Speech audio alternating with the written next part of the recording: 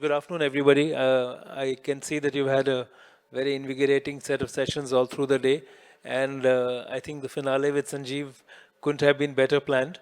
So I'm going to request Sanjeev to talk a little bit about his own entrepreneurial journey, and I'll take a couple of questions with him. But I think the great value for all of you would be to ask some questions about his journey, about his learnings, which may apply to your life as you're planning ahead. Sanjeev, the first question which I think this audience would love to know about is from a professional journey to an entrepreneurship journey, what were the impulses that helped you cross over? Because usually that bridge is a very difficult one to cross.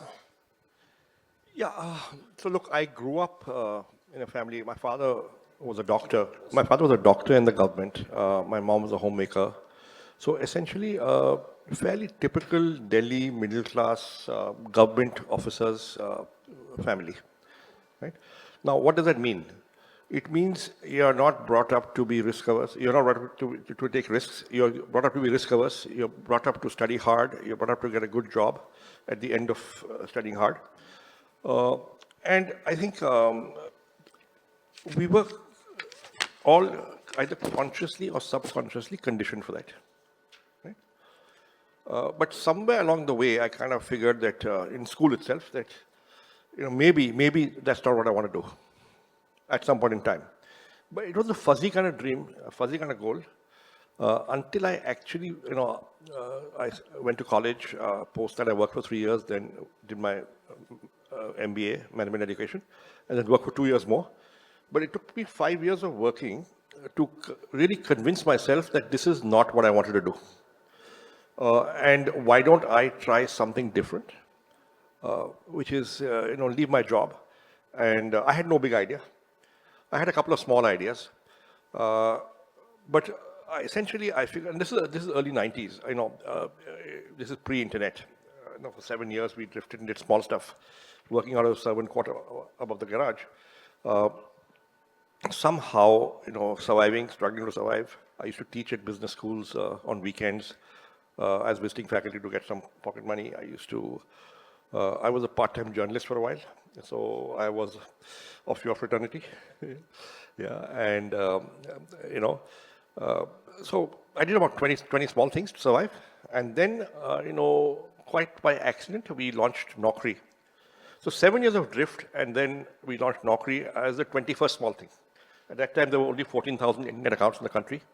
We had a small idea, but it turned out to be a big idea, quite by accident. So, I think it's okay to drift and keep looking until you find something that you really want to do. And then when you find it, just get fully behind it. And that's what happened to us. That's a very profound statement, Sanjeev, that it's okay to drift. Let me first get a check from all of you. How many of you are already entrepreneurs? Okay, that's about 30%. How many of you want to be entrepreneurs? Excellent. So this gives you a sense that nearly 50% of the hall are either entrepreneurs or want to be entrepreneurs. But I think what I want to ask you, you started at a time when internet was virtually unknown, just a few thousand internet connections. The concept of .com was very, very crazy. And then, of course, it went through its hype cycle and there was a .com bust as well. But today, it's not just mainstream, it's at a hyper level.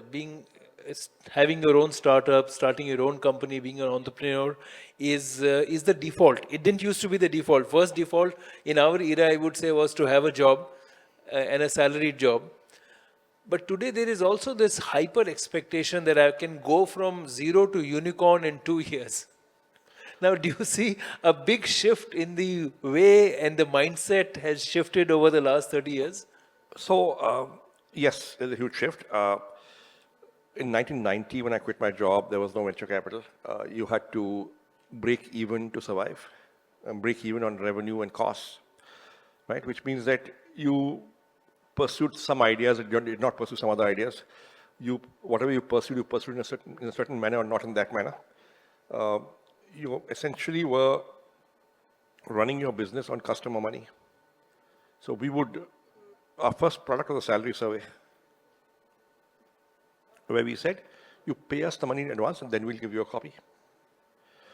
So we were getting money in advance and then shipping a copy out. So we were running on customer money. We had no capital of our own. We started the company with 2,000 rupees. Okay? In a servant quarter above the garage, we didn't have a computer. I used to go to a friend's office at night. I'd taken a duplicate key and use his office computer we go at 10 at night and come out at 3 in the morning so that nobody else knew about it. Because computers are really expensive and we needed one. We couldn't afford it. So you scrounge, you get by, you bootstrap. I mean, that's bootstrapping. People, I think the reason I asked you that question was it was linked to the point about drifting for 7 years. All of us get some thought at some point in our life that we are drifting, we don't know where we are headed, and there's confusion and chaos, we don't know which direction to go in. And that leads to impatience. But how critical is that drift and to have patience to find the direction that you want to go in? So look, in hindsight, I was drifting. But at every point of time in those 7 years, I was clear what I want to do right now. I had an idea. Small idea, but I had an idea. So when I was doing a salary survey, I was doing a salary survey. And ये data लाना है, report लिखनी है, prospective clients को चिट्ठियाँ भेजनी है, right? And then shipping the report out, and then repeat it, for the next report. So at any point in time, we were clear. But I knew I didn't have big ambitions. I didn't want to build a large company. I was very happy running a small company, making a small profit. I couldn't take out a salary, mostly. The company couldn't afford to pay me, but I used to teach on weekends and I was okay. So, Sanjeev, very interesting journey, and you are perhaps one of the few unique examples and personalities in the country. You started as an entrepreneur at a time when entrepreneurship was not very highly regarded. Please remember, in the 90s, it was very difficult to be in business. Forget being a startup, an entrepreneur, even legacy companies had a very difficult time because we were in the era of license Raj. But today, in the second phase of your career, perhaps the third phase, Sanjeev, because if I count your professional career, then your entrepreneur career, the third phase broadly would be as an investor, where you became a venture capitalist, you became an investor, you started encouraging a lot of young startups. How did that conversion happen? How did you have to change the way you thought, the way you approached life to be able to now see how to encourage other entrepreneurs? When you phrase it like that, it sounds like it was all planned and it's a strategy. Okay? It wasn't. You see, actually, my career, my life has been a series of, I would say, fortunate accidents, maybe serendipity. Now, how did we become investors? So you want to be an accidental entrepreneur? Maybe I am that, right? So we were going to list the company. We listed in 2006. So 2005 में, we'd hired the bankers and we were sitting around and we were working on the DRHP, the draft red herring prospectus. तो उसमें एक section होता है saying objects of the issue. IPO क्यों कर रहे हो आप? Now, I was deeply involved in drafting the prospectus. So I was knee deep in it. So I wrote that section myself. Okay? And I said, okay, we want to give the VC an exit. We want the ESOP to have value. We want our stock to have currency. We want to be in a different strategic space as compared to our competition. We want perpetual access to capital. ये 5 कारण थे. हम IPO कर रहे थे. तो जब मैंने वो लिखा और banker ने बोला, boss, this will never get cleared by SEBI. I said, क्यों? He says, nobody will give you permission to do an IPO for these reasons. I said, लेकिन हकीकत तो ये है. So never mind that. We will come back. There's only 4 or 5 reasons to do an IPO. Is cookie cutter, हम cut paste करेंगे और वो आप लिखेंगे. I said, sure. So it was organic growth, inorganic growth, general corporate purposes, 2 और थे, I forget. Right? So that went in, that got cleared. But the truth is, we didn't need the money for that because we were profitable. There was money in the bank, more money is coming in. और IPO का पैसा भी आ गया. So every quarter, the auditors, Pricewaterhouse, would come and present to the board and say, use of IPO proceeds nil. So after 3 quarters, You had a problem of plenty. no, the board got mad at me. I said, what is going on? You've raised money from the market, and you're not using it for the reasons you said. You better well use it, yeah? Because otherwise SEBI will be after you. So then we said, okay, so what do we do? So general corporate purpose meant you can buy land and building. We didn't want to do that. Inorganic growth meant acquire a company. There was no company to acquire. We're not interested. Organic growth के लिए पैसे जरूरत नहीं थी because company was profitable. Then we said, there are lots of startups coming, and there's not enough venture capital. This is 2007. If we invest behind them, we can, it can also be classified inorganic growth. So we went to the board and said, listen, what if you invest in startups? Are you okay? They said, yes, good idea. Invest in startups.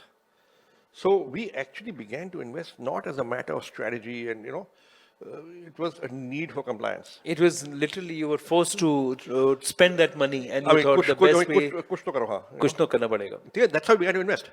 Now, so the board said you can invest up to 160 crores next 5 years. Next 5 years, we invested a little over 200 crores. Okay?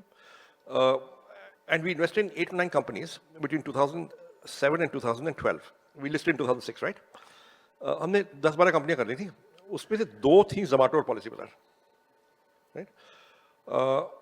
And then, by 2012, it didn't look like anything would succeed.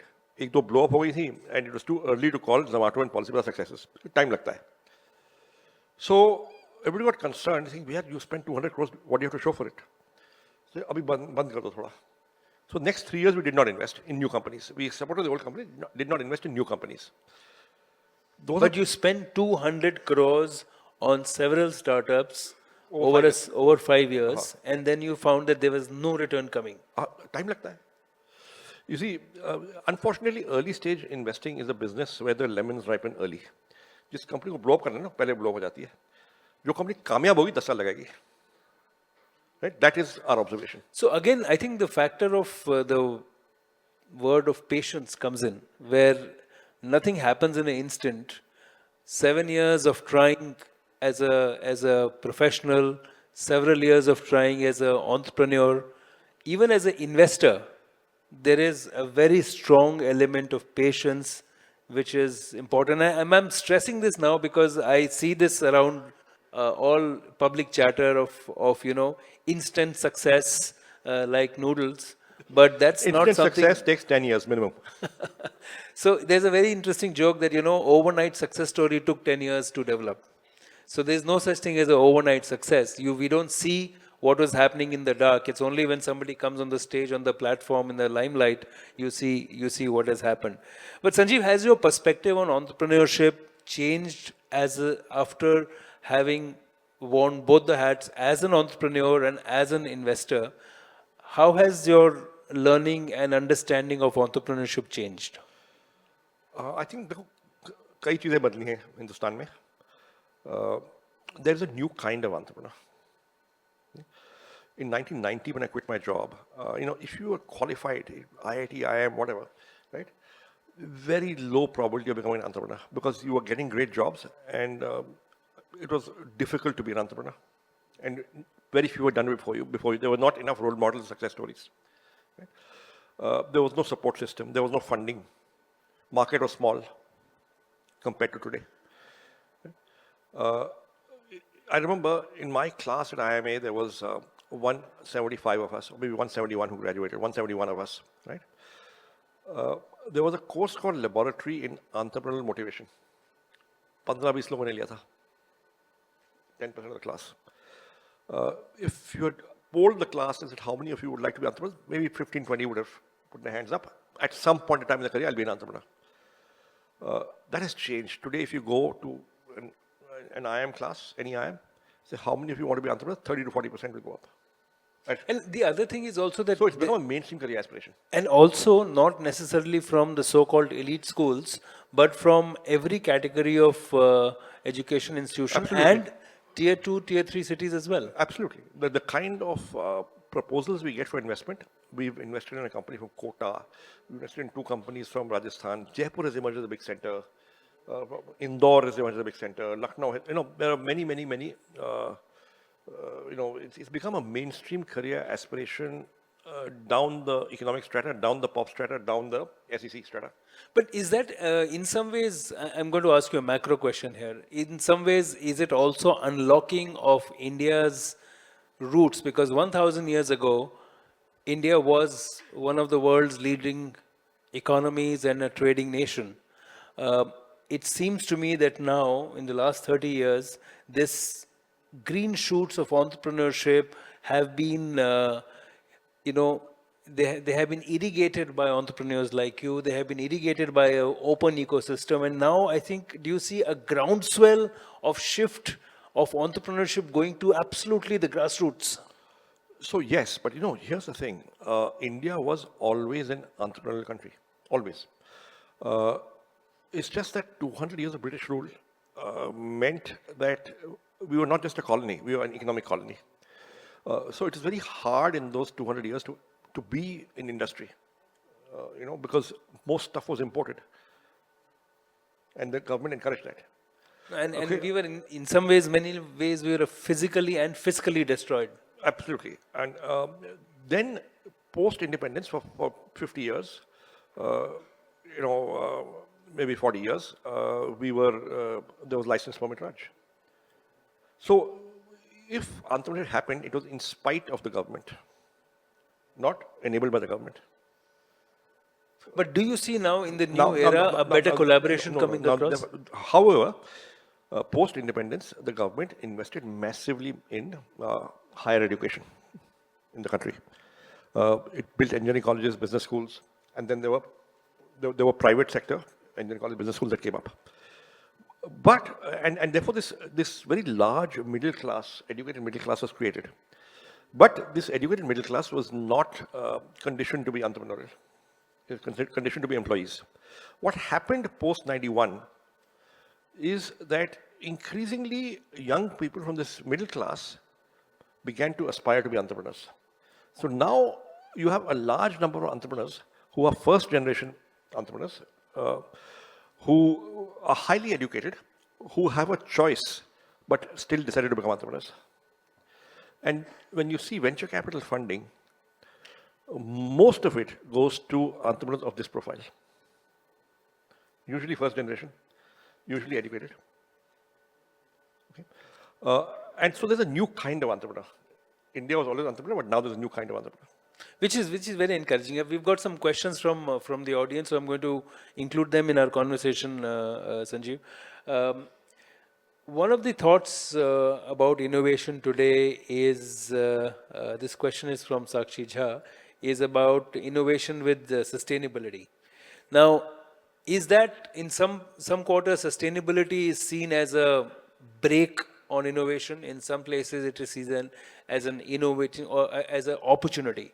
So some people say that, by putting issues of sustainability, social impact, you are holding back innovation and entrepreneurship because you're adding the burden of these things to young entrepreneurs, which is actually the problem created by others and the legacy companies. How do you see it? So I'll give you one example. Let's take Zomato. Okay? Keep close. Let's take Zomato. They need not chase sustainability. But they have decided to do their business, that we'll do our business, but we'll do it in as sustainable a manner as possible. So today, 35 to 40% of deliveries of Zomato are happening using electric vehicles. You have the option of saying, I don't want cutlery. Zomato is doing its best to make sure the packaging they deliver in is more sustainable. Right? So it's about doing everything you're doing in perhaps a slightly more sustainable manner. Right? And that is also sustainability.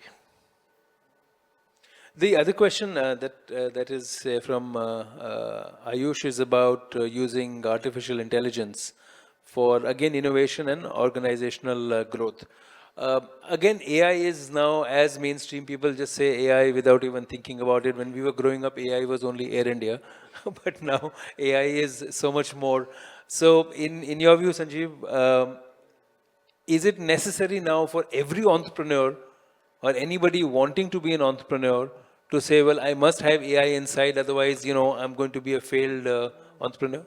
So I think until about 6 months ago, 8 months ago, when somebody asked me what will the impact of AI be in India, I used to say, let's wait and watch. We're not sure yet. Today, when somebody asks me this question, it's pretty obvious to me that AI will go everywhere, everywhere. And this change in my perspective has happened in 6 months or 9 months. So it's moving quite fast. So what happened in the last 6 months that changed your views? Adoption, new apps came out. So in Naukri itself, we've launched in the last 2 years 22 different products or features of, using AI to make Naukri work better. Okay.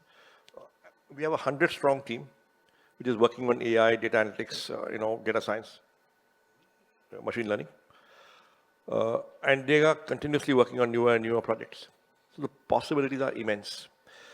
The kind of work that is happening in India is, look, it's very expensive to do these foundational models, LLMs. So very few people in India will probably end up, developing LLMs. The compute required, the costs, the resources is way too high. And let's understand, the West is streets ahead of us. The US, China also, I guess. But what India has got, two things. One is, India has got 1.4 billion people and maybe 1 billion smartphones. So there is massive, massive, massive data being churned out in India. And that is unique in the world, the kind of data we produce. And while for AI you need the platforms and the software and the hardware, you also need data to train your models on. And I think that is unique for India. Therefore, India can leverage that data, that we have to build a unique position in the world of AI globally. And related to that is vertical LLMs. AI is as good as the data you put in and the design that you create. Because if you want to solve for India, it is that, and of course it is hardware, software, all those things. So True. You need both. No, but for example, if you're solving for employment in India, you have to have data from India for it. You cannot be using North European data for that. That is correct. That is correct. So therefore, we have that, and that can be our moat, that can be our capability, that can be what we work on.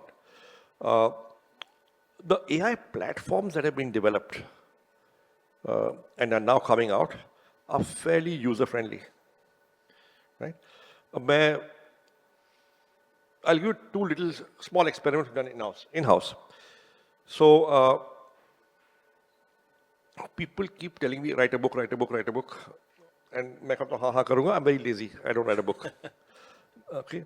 So don't look at me. No, you written two already, right? Right.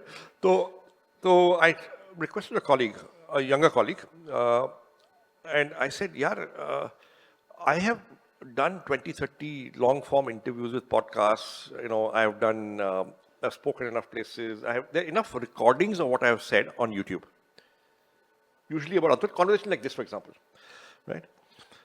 I said, why don't you put all the videos of mine from YouTube onto a platform and see what you can take out?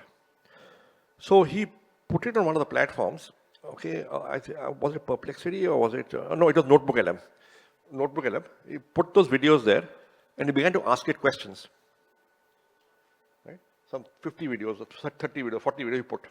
So maybe 1 hour, 40 hours of programming. And he put it there, and he began to ask it questions, and the answers are pretty decent.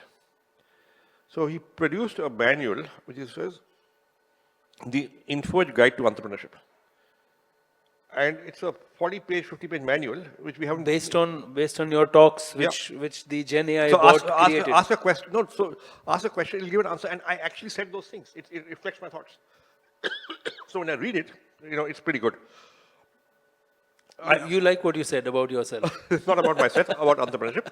But I'll tell you one more example. Now we've not gone public with it. We did one more thing. So I was asked by a friend to write an article for a coffee table book on entrepreneurship in India. And I said yes. I say yes easily, but I don't do it, when it comes down to it. So he kept chasing me. So I told this colleague, yeah, make an article, 800 word ka. Ask me 2-3 questions and come out with something. He came out with something pretty decent. I didn't have to change a word. I sent it to him. It's got published. I did not explain that it was AI generated. That's brilliant. Are there any mics in the hall if anybody wants to ask questions? May one example too? Okay. Yeah, okay. So we have quarterly analyst But you call. promise that next time you'll also be here in person. You will not send a Gen AI generated question answer session. So we have quarterly analyst calls. We are publicly listed. So her quarter result आते हैं. We have to do an analyst call. तो उसके transcript जो है analyst call के they go on to our website. They are publicly accessible. So since 2006, since we listed, there was 72 or 73 analyst calls. I mean, big fat 40, 50 page documents on our website. Each annual report of ours is about 200-300 pages long. So we uploaded all of that, all public data, onto Perplexity and asked it questions. And it gives some pretty good answers. What does the management feel about competing with LinkedIn? Jeevan Sati is number 3. Bharat Matrimony and Shadi are bigger. How does Infowed management want to look at the future of Jeevan Sati? You can ask it reasonably intelligent questions and get answers of what we have said in the past as good summary. Fairly So useful. it's making your life easier. No, this is stuff we never have done. Right. This is stuff we never have done. Right? But now we can do it, and and we're doing it. Great. So, Sanjeev, I'm going to close on this because we've run out of time. I could ask you 20 more questions, and I'm sure the audience has 100 more. But I think what we can close on is the fact that certain approaches and temperament towards entrepreneurship in life will not go out of fashion. They remain the foundations of whatever you do. And if you focus on that, whether it's technology, whether it's skills, I think you can make sure that you are relevant by following these fundamental principles of also being a follower, following the customer, having the right approach, and making sure that you work hard as you want to succeed, because there is no such thing as overnight success. Please join me in thanking Sanjeev for sharing his thoughts.